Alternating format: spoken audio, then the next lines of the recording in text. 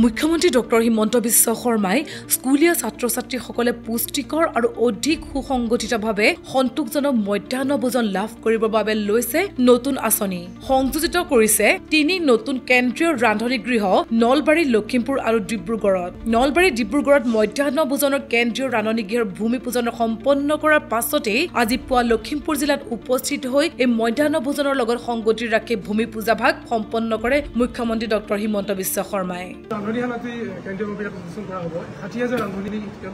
ৰান্ধনী বিলনি হৈ যাব চাকৰি থাকিবই যেনেকে দৰমহা পায় তেনেকে দৰমহা পাব অহা কেবিনত দৰমহা আৰু বাঢ়িব প্ৰশ্নটো ক'ৰ পৰা যিসকলে প্ৰশ্নটো কৰি আছে সেই কেইগৰাকী চাকৰিটো চেছ কৰি দিব লাগিব বেলেগক ভয় খুওৱাৰ অপৰাধ কাৰণ মুখ্যমন্ত্ৰী হিচাপে মই সকলো মিটিঙতে কৈ আহিছোঁ যে আগতে ৰান্ধিছিলে এতিয়া বিলাব কাৰো চাকৰি নাযায় চাকৰি দৰমহাটো বাঢ়িব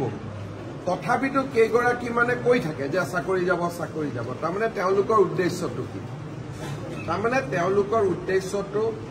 আন্দোলন কৰিব লাগে স্কুলত যাব নালাগে এইটোৱে হ'ব গতিকে টিভিত আমি সেই মহিলা কেইগৰাকীয়ে হওক বা ৰান্ধনী কেইগৰাকী হওক নামখিনি এতিয়া উলিয়াব দিছোঁ আৰু শিক্ষা বিভাগক আমি নটিচ দিব কৈছোঁ যে কি ভিত্তিত আপোনালোকে এনেকুৱা ষ্টেটমেণ্ট দি আছে মুখ্যমন্ত্ৰীয়ে মিটিঙে কৈ থকাৰ পিছতো যে কাৰো চাকৰি নাযায় বলঞ্চ দৰমহা বাঢ়িব গতিকে তেওঁলোকক আমি ভিত্তিখিনি সুধিম আৰু ভিত্তিখিনি যদি ক'ব নোৱাৰে সেই কেইগৰাকী ৰান্ধনীৰ হয়তো চাকৰি যাব বিশেষ প্ৰতিবেদন নিউজ ডেস্ক ৰিপৰ্ট